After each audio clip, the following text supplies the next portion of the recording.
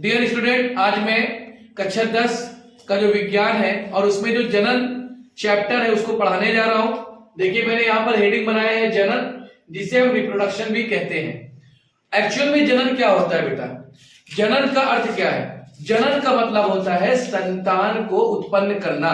जनन कितनी परिभाषा कॉन्सेप्ट अपने दिमाग में रखिएगा कि संतान को उत्पन्न करना अर्थात बच्चे को जन्म देने की जो क्रिया होती है उसी को क्या कहा जाता है? जनन कहा जाता है। जनन का मतलब क्या बेटा? इतना याद रखना है कि संतान को उत्पन्न करना, संतान को उत्पन्न करना ही क्या कहलाता है? जनन कहलाता है। दुनिया में जितने भी जीव हैं सारे के सारे ऑलमोस्ट सभी जीव क्या करते हैं? वो जनन की क्रिया करते हैं अर्थात संतान को उत्पन्न करते हैं। चाहे वो जीव आपके पौधे हो, चाहे वो जीव आपके जो है प्राणी हो, चाहे वो सूक्ष्म जीव हो, सारे के सारे जीव जो है वो संतान की क्रिया को, संतान को उत्पन्न करने की क्रिया को वो करते हैं। तो सर जनन क्या है? संतान को उत्पन्न करना ही जनन कहलाता है। इस चीज को हमेशा याद रखिएगा। लेकिन बेटा इस बात को भी ध्यान रखिए कि दुनिया में कुछ ऐसे भी जीव होते हैं जो संतान की उत्पत्ति नहीं करते, यानी जीव हैं लेकिन उसके बावजूद भी वो संतान की उत्पत्ति नहीं करते। अगर हम बात करें सर उन जीवों का जो संतान की उत्पत्ति नहीं करते, उनमें से एक जीव आपके एग्जाम्पल में है वर्कर हनी बी। जो वर्कर हनी बी है ऐसे जीव है जो संतान की उत्पत्ति नहीं करते।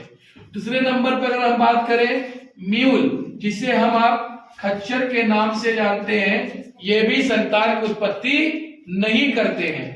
और अगर हम बात कर ले अनफर्टाइल कपल, अनफर्टाइल कपल्स यानी दुनिया में पाए जाने वाले ऐसे कपल्स जो संतान की उत्पत्ति नहीं कर पाते, उन्हीं को कहा जाता है अनफर्टाइल कपल। तो देखो बेटा यहाँ पर worker honey bee, mule, unfertile couples ये ऐसे जीवों के एग्जाम्पल हैं जो जीव होने के बावजूद भी संतान की उत्पत्ति नहीं करते अर्थात जनन की क्रिया को सो नहीं करते। अब आगे अगर हम बात करें सर कि आखिर कोई भी जीव जनन क्यों करता है, आखिर जनन का उद्देश्य क्या होता है, क्या पर्पस होता है, कोई भी जीव आखिर जनन क्यों करता है? तो बेटा इतना याद रखिएगा, कोई भी जीव जनन इसलिए करता है ताकि उनका अस्तित्व, ताकि उनका एग्जिस्टेंस दुनिया में बना रहे।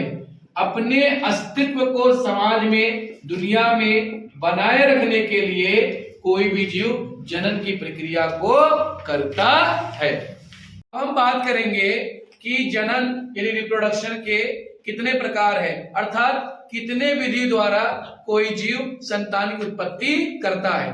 तो देखा जाए तो संतान को उत्पन्न करने की मुख्य रूप से दो विधि है।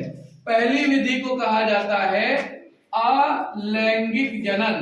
पहली विधि को कहा जाता है अलैंगिक जनन, जिसे हम एसेक्सुअल रिप्रोडक्शन भी कह सकते हैं। इंग्लिश में इसको हम एसेक्सुअल रिप्रोडक्शन कहते हैं। और दूसरी विधि जो होती है उसे हम कहते हैं लैंगिक जनन, जिसे सेक्सुअल रिप्रोडक्शन कहा जाता है।